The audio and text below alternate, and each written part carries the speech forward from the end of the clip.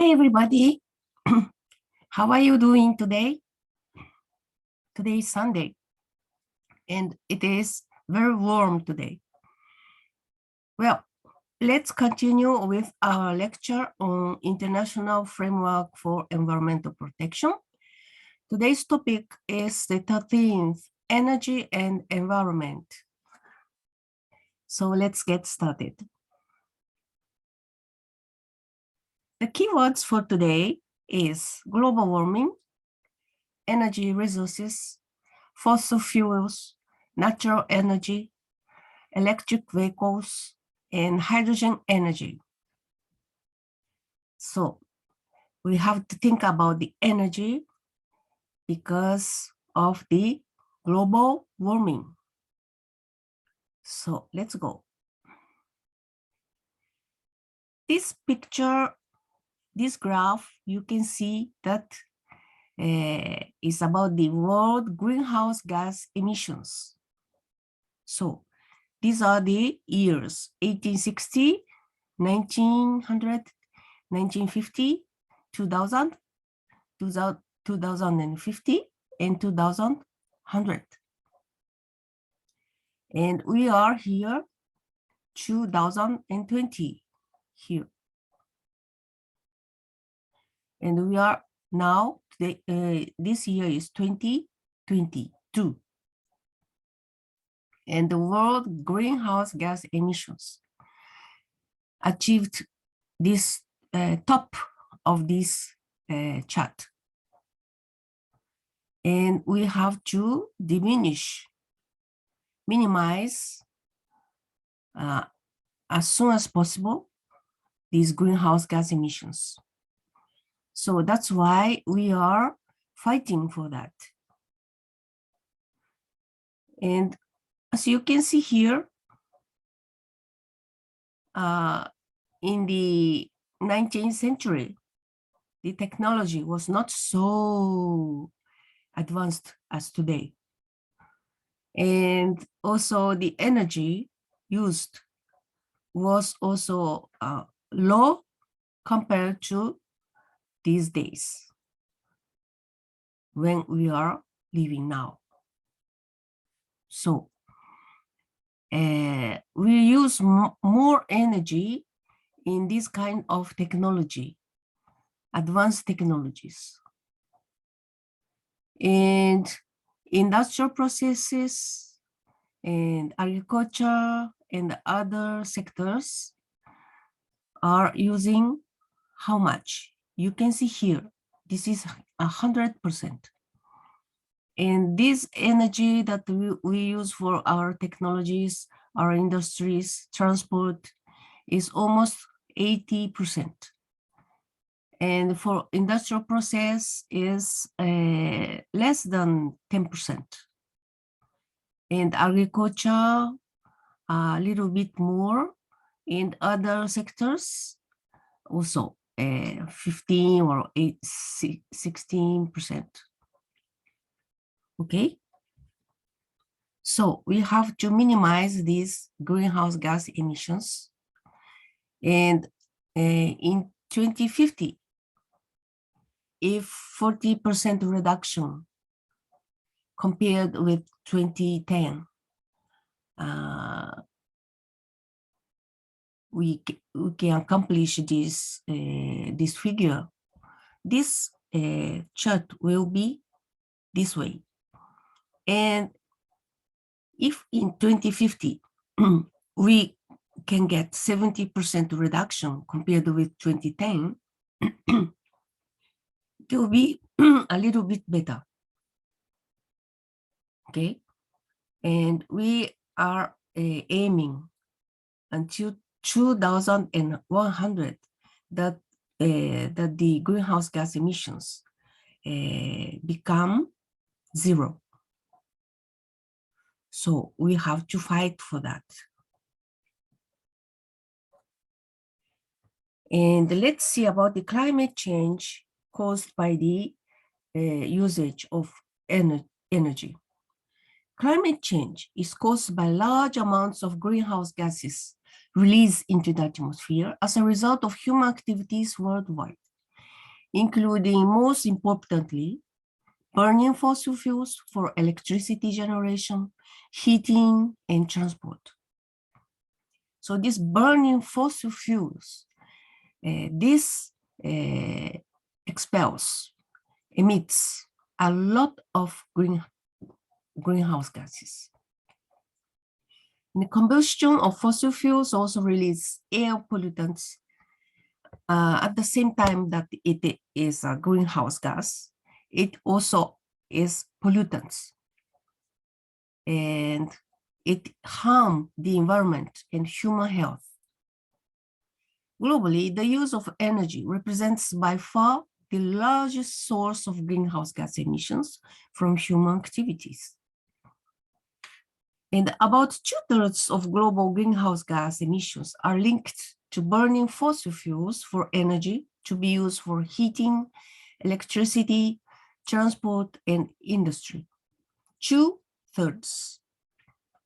In Europe, too, the energy processes are the largest emitter of greenhouse gases, being responsible for 78% of total European Union emissions in 2015. So now we have to think about the mitigation.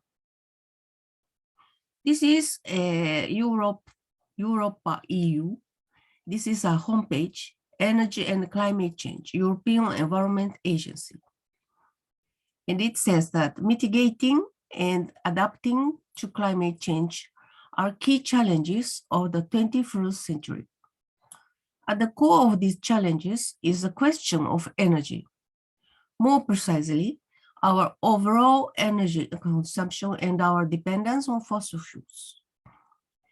To succeed in limiting global warming, the world urgently needs to use energy efficiently while embracing clean energy sources to make things move, heat up, and cool down.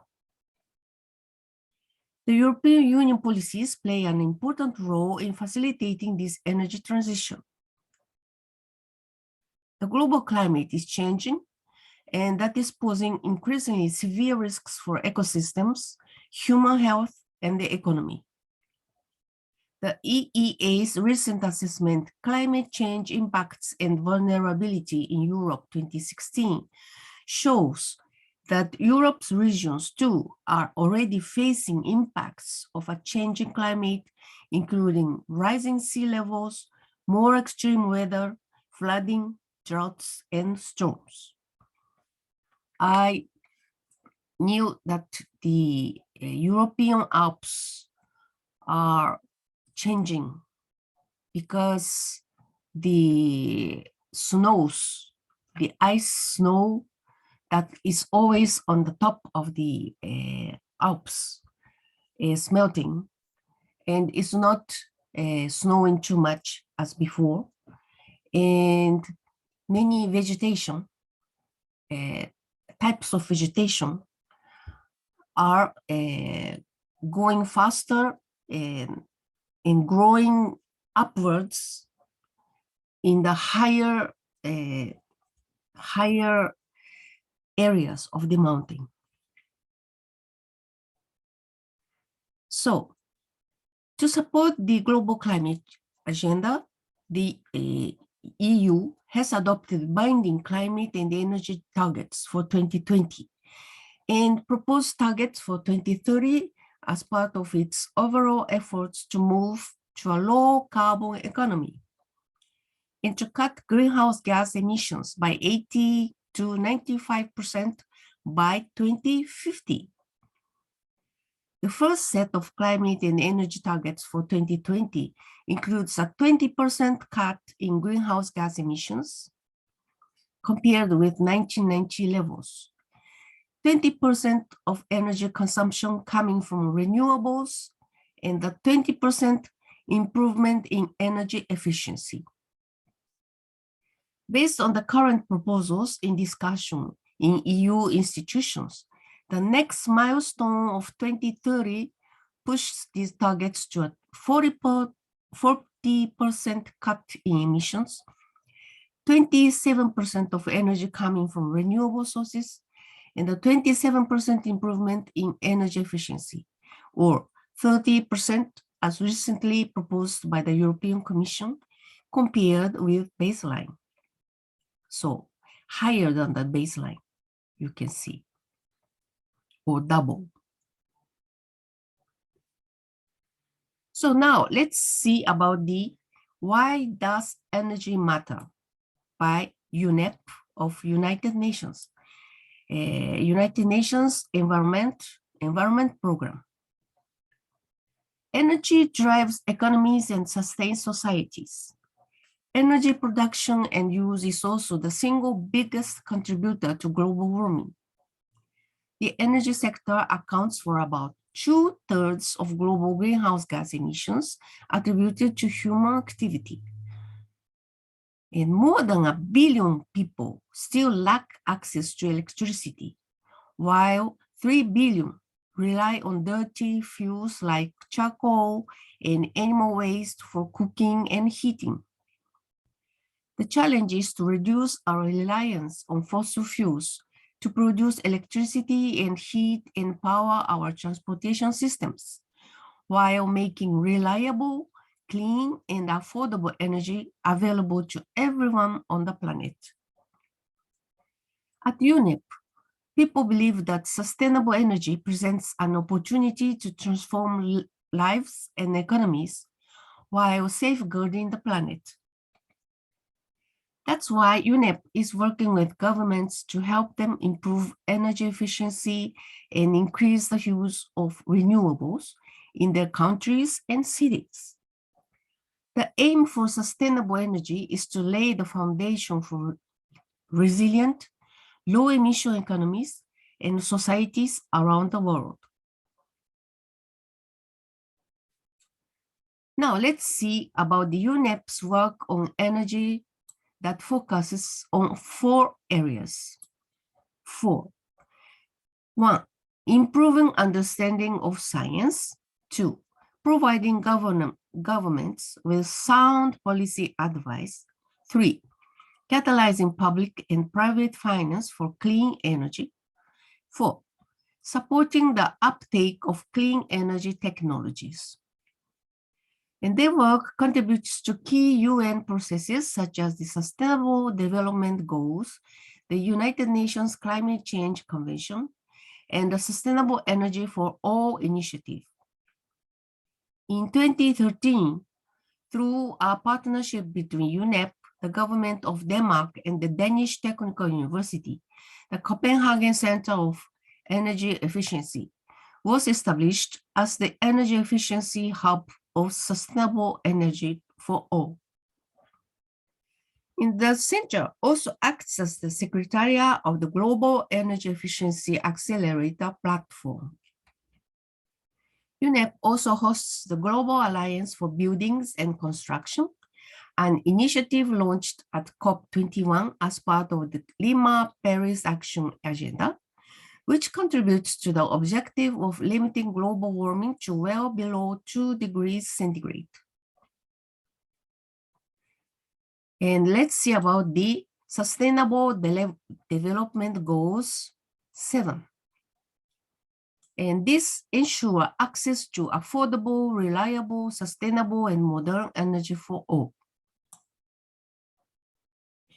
And lack of access to energy supplies and transformation systems is a constraint to human and economic development. The environment provides a series of renewable and non-renewable energy sources, that is, solar, wind, hydropower, geothermal, biofuels, natural gas, coal, petroleum, uranium. Increased use of fossil fuels without actions to mitigate greenhouse gases will have global climate change implications. Energy efficiency and increased use of renewables contribute to climate change mitigation and disaster risk reduction. Maintaining and protecting ecosystems allow using and further developing hydropower sources of electricity and bioenergy.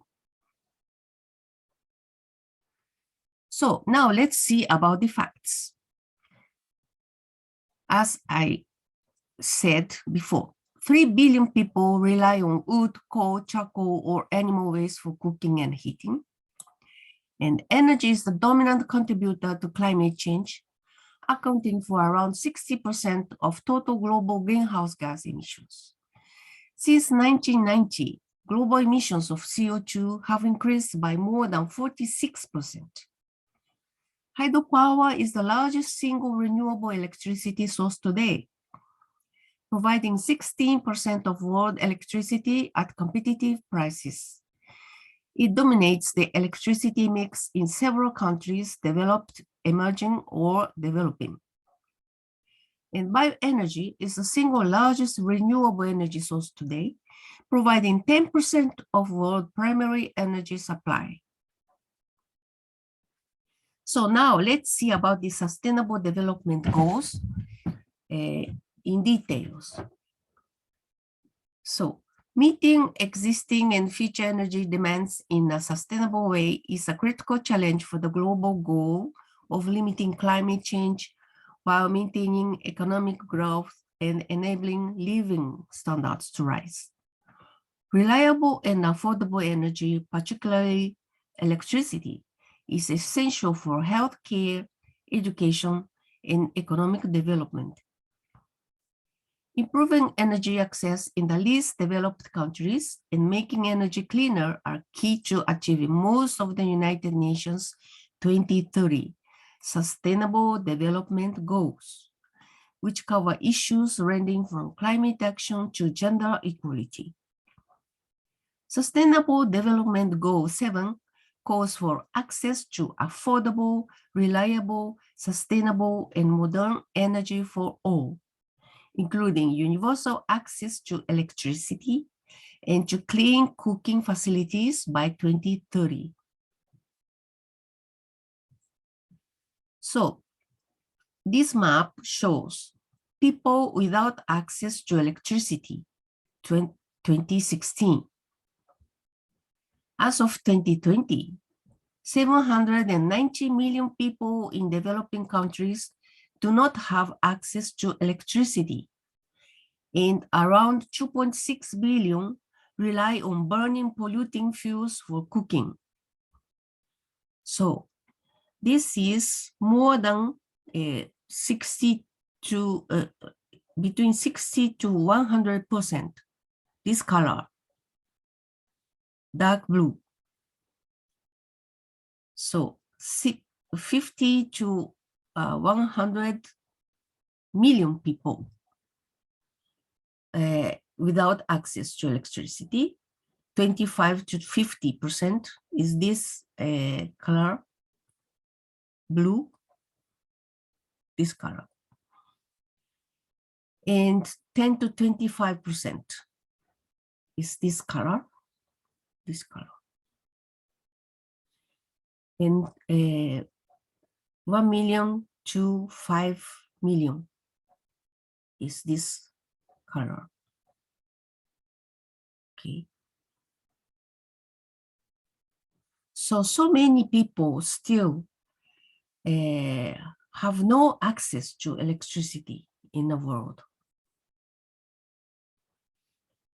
This is the chart on the SDGs, Sustainable Development Goals of the United Nations, and 7 is in relation to the energy, the topic of this lecture. So SDGs 7 says about the affordable and clean energy. And 7.1 is ensure universal access to energy services. 7.2, increase share renewable energy. 7.3, double improvement energy efficiency. And 7A and 7B. 7A, facilitate access to clean energy research. 7.B, expand supply sustainable energy DC. So let's see in details about the targets linked to the environment and energy. Target 7.1. By 2030, ensure universal access to affordable, reliable, and modern energy services. Target 7.2. By 2030, increase substantially the share of renewable energy in the global energy mix. Target 7.3. By 2030, double the global rate of improvement in energy efficiency. Target 7.8. By 2030, enhance international cooperation to facilitate access to clean energy research and technology, including renewable energy, energy efficiency, and advanced and cleaner fossil fuel technology, and promote investment in energy infrastructure and clean energy technology. And target 7.b. By 2030, expand infrastructure and upgrade technology for supplying modern and sustainable energy services for all in developing countries, in particular least developed countries, small island developing states, and landlocked developing countries in accordance with their respective programs of support. Now let's see about the sustainable energy. What is sustainable energy? Well, sustainable energy meets the needs of the present without compromising the ability of future generations to meet their own needs. And most definitions of sustainable energy include considerations of environmental aspects such as greenhouse gas emissions, and social and economic aspects such as energy poverty. Renewable energy sources such as wind, hydroelectric power, solar, and geothermal energy are generally far more sustainable than fossil fuel sources. However, some renewable energy projects, such as the clearing of forests to produce biofuels, can cause severe environmental damage, as it is happening now in the Brazilian Amazon. They are burning forests for plantation of biofuels. Well, the role of non-renewable energy sources in sustainable energy has been controversial. For example, nuclear power is a low carbon source whose historic mortality rates are comparable to wind and solar, but its sustainability has been debated because of concerns about radioactive waste, nuclear proliferation, and accidents, as we learned in the previous lectures. Switching from coal to natural gas has environmental benefits, including a lower climate impact, but may lead to a delay in switching to more sustainable options. Carbon capture and storage can be built into power plants to remove their carbon dioxide, CO2 emissions, but is expensive and has seldom been implemented. And now let's see about this fact. Reducing greenhouse gas emissions to levels consistent with the 2015 Paris Agreement will require a system-wide transformation of the way energy is produced, distributed, stored, and consumed. As we learned on the lecture on climate change, we saw about this 2015 Paris Agreement. Now, fossil fuels provide 85% of the world's energy consumption, and the energy system is responsible for 76% of global greenhouse gas emissions. Around 790 million people in developing countries lack access to electricity, and 2.6 billion rely on polluting fuels such as wood or charcoal to cook. The burning of fossil fuels and biomass is a major contributor to air pollution, which causes an estimated 7 million deaths each year. Therefore, the transition to a low-carbon energy system would have strong co-benefits for human health. Pathways exist to provide universal access to electricity and clean cooking in ways that are compatible with climate goals, while bringing major health and economic benefits to developing countries. For some energy-intensive technologies and processes that are difficult to electrify, many pathways describe a growing role for hydrogen fuel produced from low-emission energy sources. In proposed climate change mitigation pathways that are compatible with limiting global warming to 2 degrees centigrade, the world rapidly phases out coal-fired power plants, produces more electricity from clean sources such as wind and solar, and shifts towards using electricity instead of fuels in sectors such as transport and heating buildings. To accommodate larger shares of variable renewable energy, electrical grids require flexibility through infrastructure such as energy storage. To make deep reductions in emissions, infrastructure and technologies that use energy, such as buildings and transport systems, would need to be changed to use clean forms of energy and also to conserve energy. Some critical technologies for eliminating energy-related greenhouse gas emissions are not yet mature. And we have this Intergovernmental Panel on Climate Change, IPCC, that estimates that 2.5% of world gross domestic product, GDP, would need to be invested in the energy system each year between 2016 and 2035 to limit global warming to 1.5 degrees centigrade. And wind and solar energy generated 8.5% of worldwide electricity in 2019. This share has grown rapidly while costs have fallen and are projected to continue falling. It's a very good news. Well-designed government policies that promote energy system transformation can lower greenhouse gas emissions and improve air quality.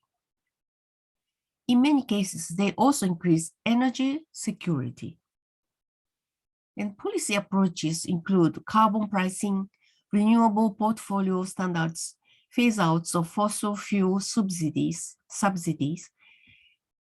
and the development of infrastructure to support electrification and sustainable transport.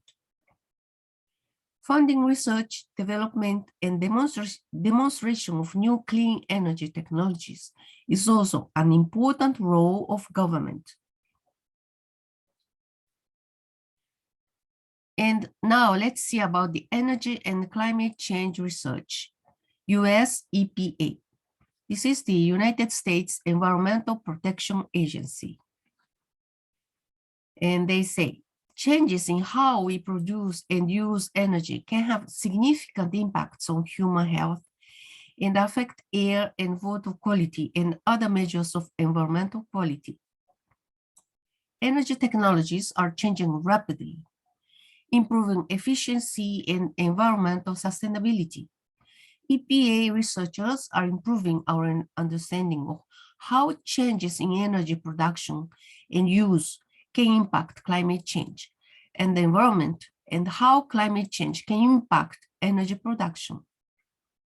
The ways that energy is produced and used are changing in many areas, including growing numbers of vehicles that use electricity, more electricity generation from wind and solar plants, substantial use of biofuels, and how the different sources of energy affect the environment. So, It is important to understand how increasing or decreasing one source of energy can affect the other sources and lead to different consequences for the environment. For example, using wind power to generate electricity changes how and when electricity is needed from other types of power plants, which can affect the environment in multiple ways. For instance, biofuels do not generate as much carbon dioxide as gasoline, but production of crops for biofuels requires more land area and uses more water than production of the same amount of energy in the form of gasoline. EPA states communities and tribes need detailed projections of potential future air pollution emissions from energy source to analyze strategies for meeting or maintaining the national ambient air quality standards.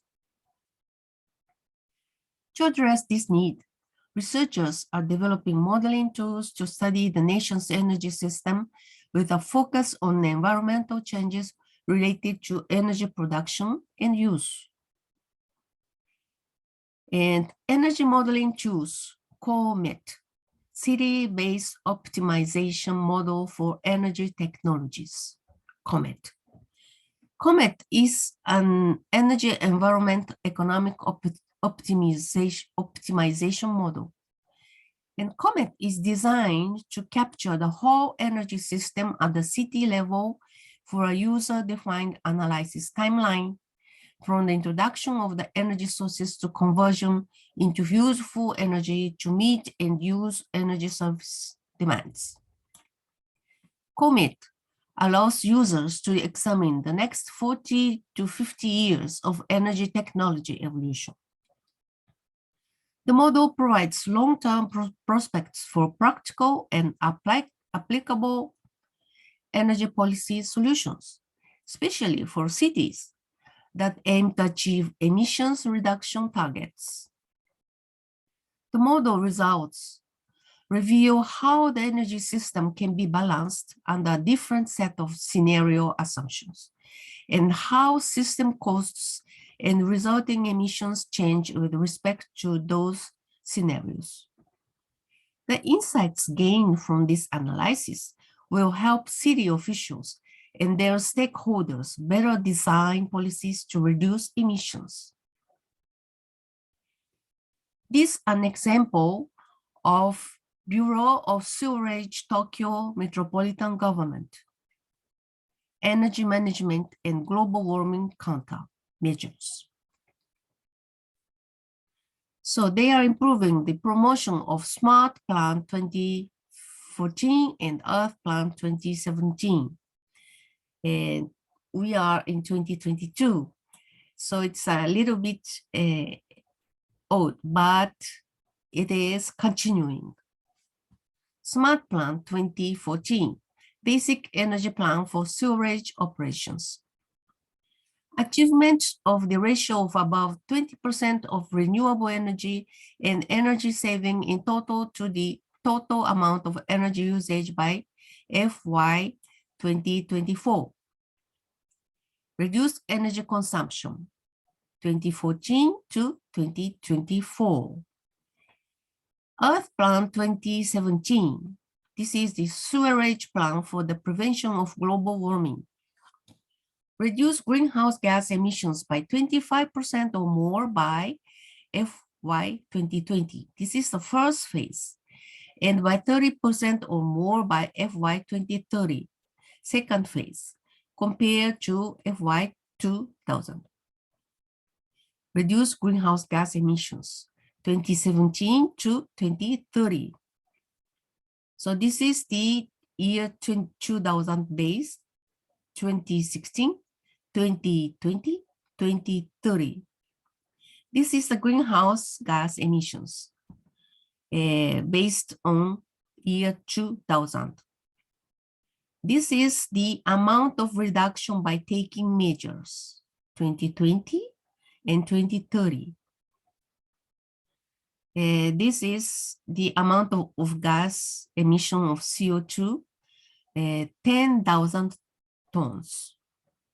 So this figure times 10,000 tons. In year 2000, it was 106.5 times 10,000 tons. And in this year 2016, it decreases to 79.6% times 10,000. And 2020, 79.8%. It increased a little bit. And in 2030, it is 74.5%. This is the target. It will be reduction of 320,000 tons of CO2. It means reduction of more than 30%. So these are the amount of increased emissions if no measures are taken.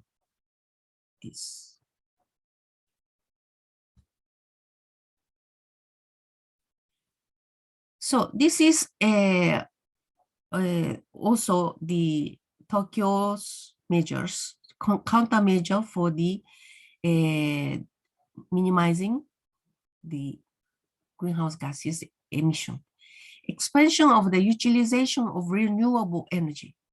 Secure as much energy as possible in the storage business by themselves by further utilizing renewable energy. For example, in this discharge port here, this is the image of small-scale hydroelectric generation facility. This is the power generation facility. And this is the water treatment facility. So combining with this, this can generate power generation facility. This is a drop of discharge water, and this energy, difference of energy, can be used here for a power generation facility.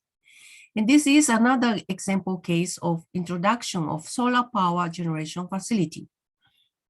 This is solar panels with the capacity of 1,000 kilowatts, megawatt class, were installed as covers for other odor control at water treatment facility. This is the further promotion of energy saving,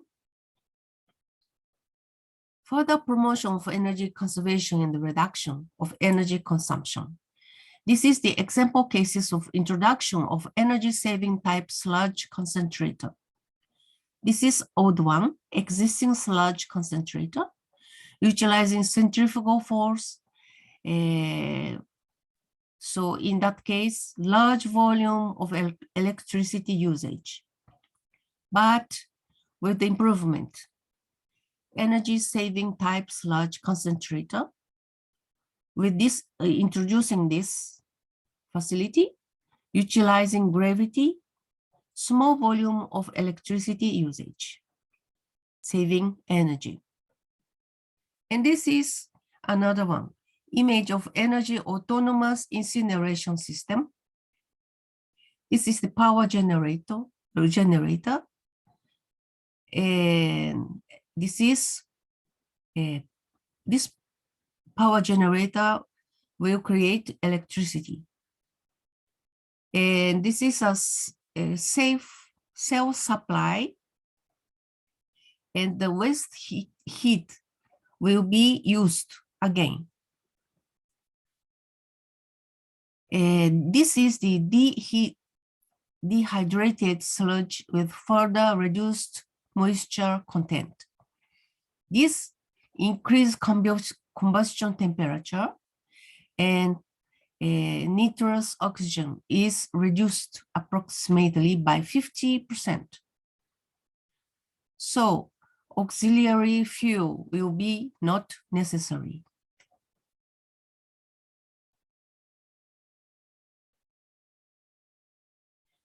This is in Tokyo also, Tokyo Sewerage System, Sustainable Solutions for Global Challenges.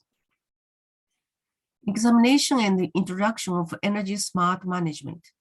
The Tokyo Metropolitan Government Bureau of Sewerage plays a vital role in ensuring a safe and pleasant living environment and in the makeup of a healthy water circulation system.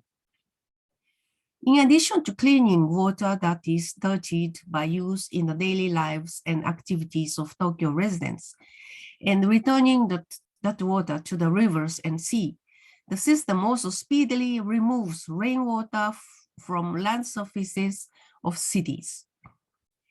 Tokyo Sewerage System is examining and introducing efforts to shorten the operation time of sludge pumps and reduce electricity consumption by increasing the concentration of sludge put out from the first sedimentation tank and sludge sent to the sludge treatment facility.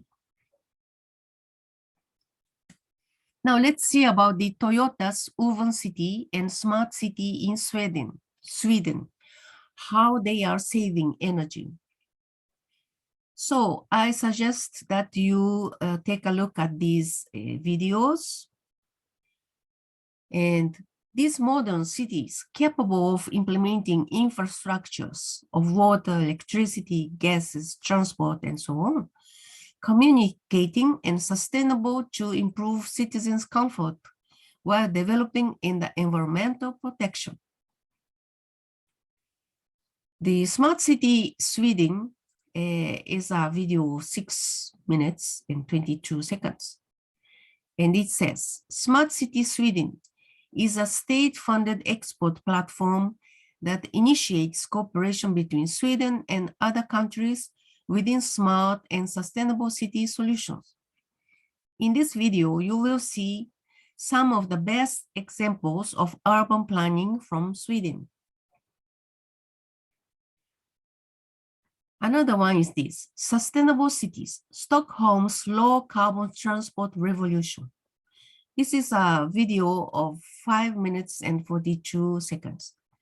For the city of Stockholm, decarbonizing the transport system is seen as the last hurdle in their journey to be fossil fuel free by 2040. Achieving this ambitious goal means the city is turning to bikes, buses, trams, and zero-emission ferries, solutions which aid the transition away from private car ownership. And take a look also at this movie. What is the most sustainable city in the world? 7 minutes and 48 minutes. 48 seconds. They visited the world's most sustainable cities to find out what is the most sustainable city in the world. In these green cities, they found architecture, sustainable developments, which are saving our future. From Copenhagen to Singapore to Songdo, you will see a range of eco-friendly cities in this video before the most sustainable city in the world is reviewed. Now, let's see about the hybrid powertrains and electric vehicles. With more and more mainstream models offering hybrid powertrains and the huge surge in electric vehicles that have recently entered the market, consumers have a lot of options to choose from. The best hybrids and plug-in hybrids don't just provide better fuel economy than gas-only models. Some even have significant performance benefits. And the best electric vehicles are pretty practical and have quick charging rates, as well as enough range to stave off anxiety. So you should take a look at this video, these new electric vehicles and hybrids of 2022. In Japan, plan for implementing hydrogen-moved cars by Ministry of Economics and Industry of Japan. Until 2025, they plan to put 2,000 hydrogen fuel vehicles. And in 2030, production of 800,000 hydrogen vehicles. Actual national FCV is 500 vehicles. There are still few hydrogen stations within Japan. With an increase of the customers from 700 to 1,000, the hydrogen station would be competitive in the car market. This is the Toyota's Mirai. This is model 2014, and this is model 2020. This new plug-in hybrid vehicle Prius, PHV. The PHV has a solar panel on its top for charging batteries. This is the first rechargeable car model ever of the world to be exported to Europe. Short distances are run by the battery motor and medium distances by gasoline engine being hybrid. Lithium batteries have been improved to be light but white.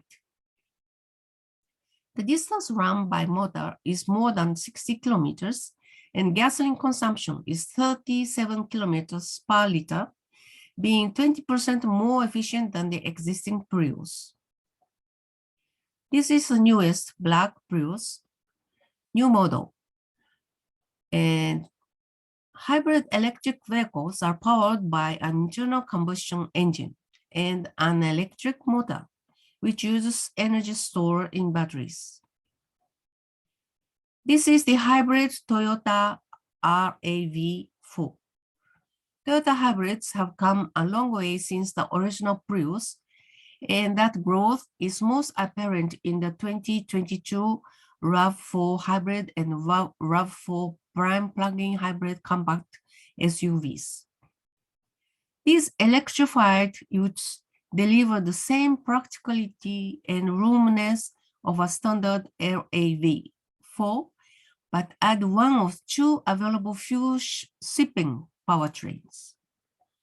Both are quicker than the non-hybrid RAV4, especially the Prime, which even beat the four-cylinder variant of Toyota's Supra sports car in our 5 to 60 mph rolling start acceleration test. This is the Honda Vezel E, HEV. This makes 30.4 kilometers per liter. This is Honda Insight. The 2022 Honda Insight is the spiritual successor to the Civic Hybrid. With a similar size and shape as Honda's compact sedan, but an efficient gas-electric powertrain under the hood, the Insight is like a Civic that's quieter at low speeds and delivers better MPG. Many of the Civic's best aspects are present here, including a comfortable ride, a pleasant interior, and accurate steering. This is another Nissan SUV versus e-Power electric car.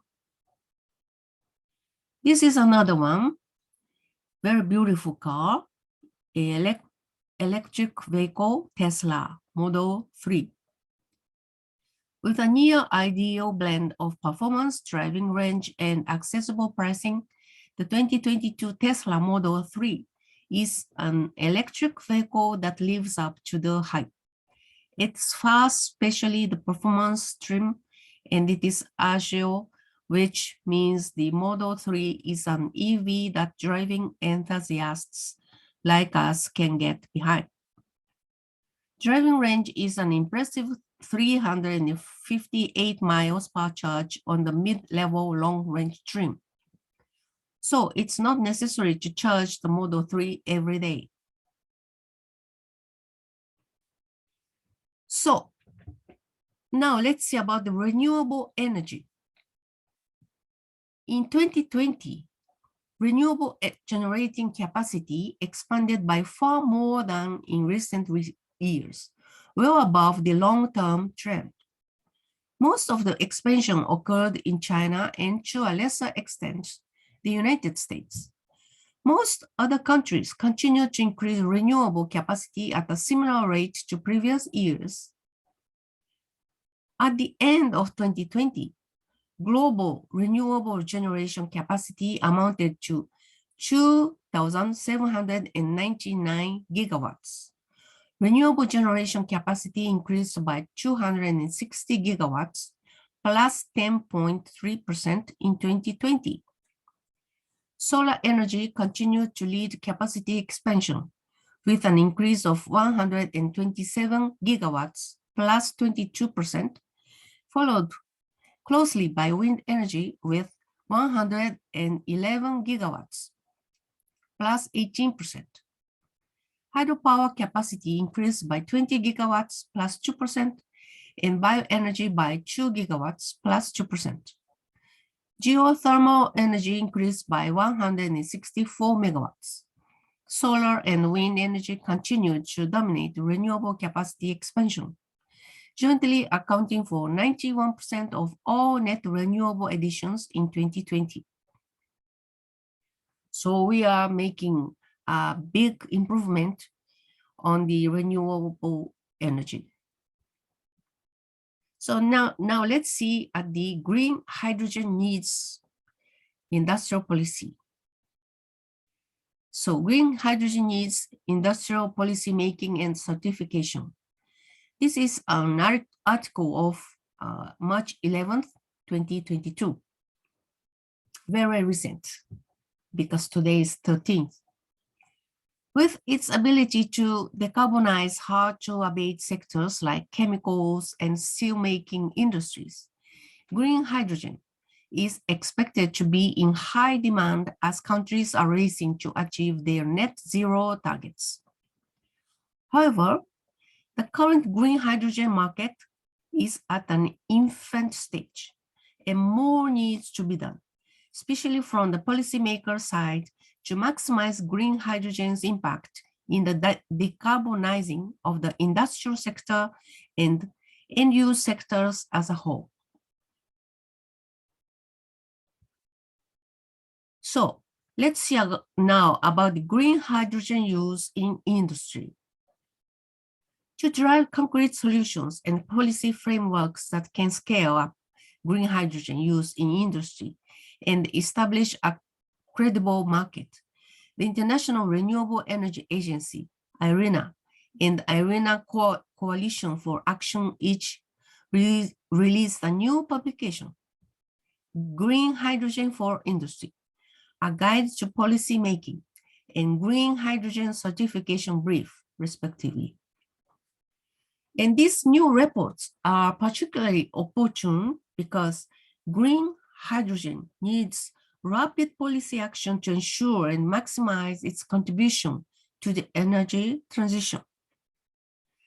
As we know, IRENA's World Energy Transitions Outlooks 1.5 degrees centigrade scenario projects that hydrogen will provide around 10% of the necessary greenhouse gases reduction by 2050, said Rabia Farouki, IRENA Director Knowledge, Policy and Finance Center, in her opening remarks of the policy talks that presented the reports on March 8th, 2022.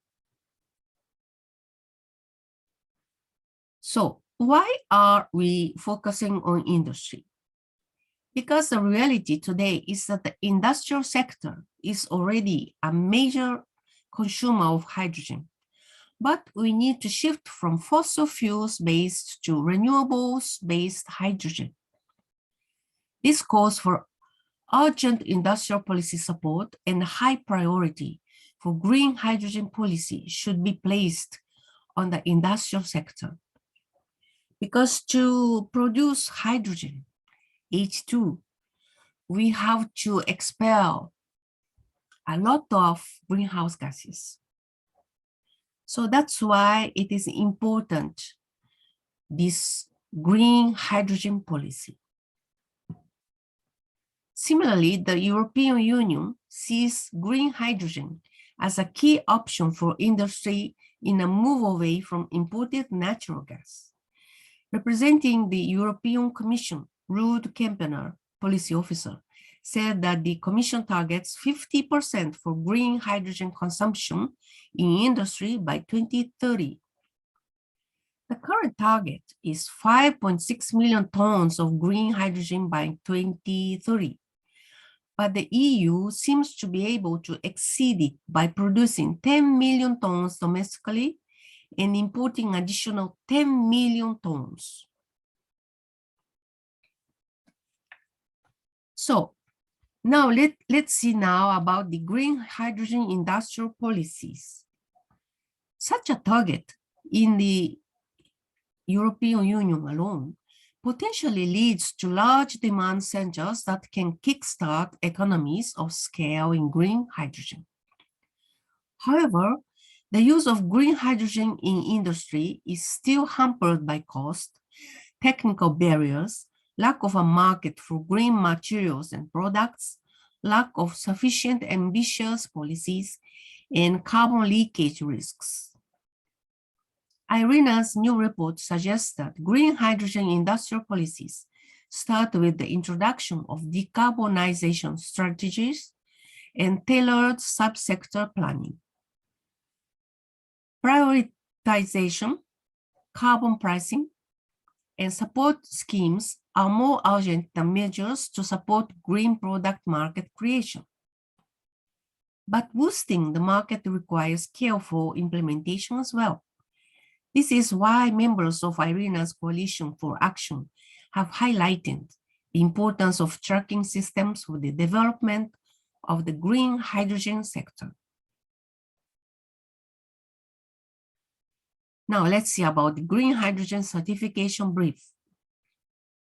Lead authors of the green hydrogen certification brief and members of the coalition's decarbonizing end-use sectors working group, EKO Energy, Siemens Gamesa Renewable Energy, Acciona Energia, and IRENA jointly highlighted during the policy talks that the establishment of national, regional, and international market for green hydrogen depends on acceptance of tracking instruments certifying its origin. In this new brief, the coalition analyzes a set of technical considerations to create certification schemes and lays out the various multiple benefits of such schemes. The brief also offers 9 key recommendations to support policymakers in advancing certification schemes and making green hydrogen a tradable commodity to accelerate the energy transition. The policy talks concluded that the industrial use of green hydrogen will continue to grow, with demand centers emerging in different parts of the world. Both the public and private sectors need to tap into this opportunity to decarbonize industries and achieve inclusive, sustainable economies. This is the global energy usage that is highly unequal. Energy use per person 2019. You can see here in the color, different colors, how people are using the energy. High-income countries such as the United States and Canada use 100 times as much energy per capita as some of the least developed countries here. Energy efficiency, using less energy to deliver the same goods or services, or delivering comparable services with less goods, is a cornerstone of many sustainable energy strategies. The International Energy Agency, IEA, has estimated that increasing energy efficiency could achieve 40% of greenhouse gas emission reductions needed to fulfill the Paris Agreement's goals. Energy can be conserved by increasing the technical efficiency of appliances, vehicles, industrial processes, and buildings. Another approach is to use fewer materials whose production requires a lot of energy, for example, through better building design and recycling. Behavioral changes such as using video conferencing rather than business flights, or making urban trips by cycling, walking, or public transport rather than by car are another way to conserve energy. Now let's see about the energy conservation. Government policies to improve efficiency can include building codes, performance standards, carbon pricing, and the development of energy-efficient infrastructure to encourage changes in transport modes. The energy intensity of the global economy, the amount of energy consumed per unit of gross domestic product, GDP, is a rough indicator of the energy efficiency of economic production. In 2010, global energy intensity was 5.6 megajoules per US dollar of GDP. United Nations goals call for energy intensity to decrease by 2.6% each year between 2010 and 2030. In recent years, this target has not been met. For instance, between 2017 and 2018, energy intensity decreased by only 1.1%. Efficiency improvements often lead to a rebound effect in which consumers use the money they save to buy more energy-intensive goods and services. For example, recent technical efficiency improvements in transport and buildings have been largely offset by trends in consumer behavior, such as purchasing larger vehicles and homes. And renewable energy sources are essential to sustainable energy, as they generally strengthen energy security and emit far fewer greenhouse gases than fossil fuels. Renewable energy projects sometimes raise significant sustainability concerns, such as risks to biodiversity when areas of high ecological value are converted to bioenergy production, or wind or solar farms. Hydropower is the largest source of renewable electricity, while solar and wind energy are growing rapidly. Photovoltaic solar and onshore wind are the cheapest forms of new power generation capacity in most countries. For more than half of the 770 million people who currently lack access to electricity, decentralized renewable energy, such as solar-powered mini-grids, is likely the cheapest method of providing it by 2030. United Nations targets for 2030 include substantially increasing the proportion of renewable energy in the world's energy supply. Now, this is the picture of the energy storage. This is very important for the renewable energy. Energy storage helps overcome barriers to intermittent renewable energy, and is an important aspect of a sustainable energy system. The most commonly used storage method is pumped storage hydroelectricity, which requires locations with large differences in height and access to water. Batteries, especially lithium-ion batteries, are also deployed widely. Batteries typically store electricity for short periods. Research is ongoing into technology with sufficient capacity to last through seasons. Cost of utility-scale batteries in the US have fallen by around 70% since 2015. However, the cost and low energy density of batteries makes them impractical for the very large energy storage needed to balance interseasonal variations in energy production. pumped hydro storage and power to gas, converting electricity to gas and back with capacity for month usage.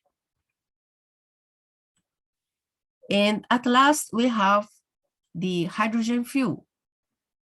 Hydrogen is a gas that can be burned to produce heat or can power fuel cells to generate electricity with zero emissions at the point of usage. The overall life cycle emissions of hydrogen depend on how it is produced. Nearly all of the world's current supply of hydrogen is created from fossil fuels. The main method is steam methane reforming, in which hydrogen is produced from a chemical reaction between steam and methane, the main component of natural gas. Producing 1 ton of hydrogen through this process emits 6.6 to 9.3 tons of carbon dioxide. While carbon capture can remove a large fraction of these emissions, the overall carbon footprint of hydrogen from natural gas is difficult to assess as of 2021, in part because of emissions created in the production of the natural gas itself. That's why, as we saw in the previous slides about the green hydrogen.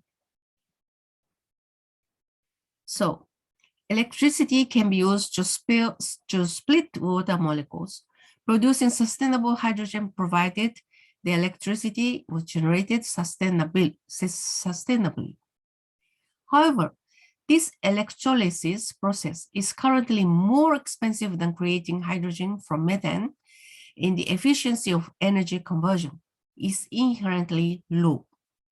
Hydrogen can be produced when there is a surplus of intermittent renewable electricity, then stored and used to generate heat or to regenerate electricity.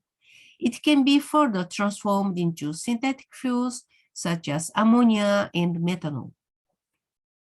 Innovation in hydrogen electrolyzers could make large-scale production of hydrogen from electricity more cost competitive. There is potential for hydrogen to play a significant role in decarbonizing energy systems because in certain sectors, replacing fossil fuels with direct use of electricity would be very difficult. Hydrogen fuel can produce the intense heat required for industrial production of steel, cement, glass, and chemicals.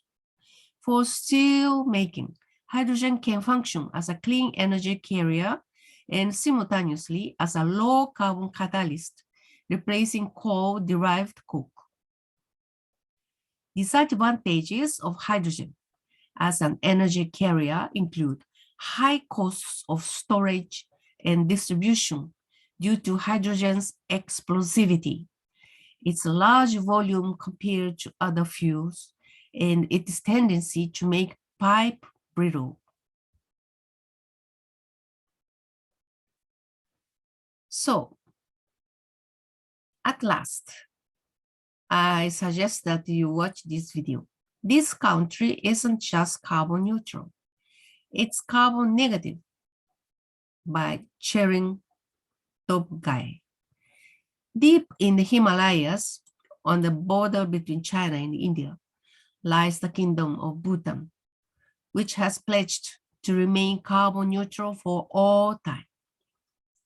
In this illuminating talk, Bhutan's Prime Minister, Charing Topgai, shares his country's mission to put happiness before economic growth and set a world standard for environmental preservation. So that's all for today, for today's lecture on energy and environment. So these are the home pages that are very informative to you. The Seeds We Sow documentary movie of Takachiho, Miyazaki Prefecture, Japan. Sustainable agriculture, agroforestry. very interesting and very beautiful sites. This is the Fukushima monologue about the accident of Fukushima, NHK World Prime. And others are here. So thank you very much for watching. And I hope that the war ends quickly. And stay safe and stay healthy. Thank you very much. Bye-bye. And let's see on our next lecture. Bye.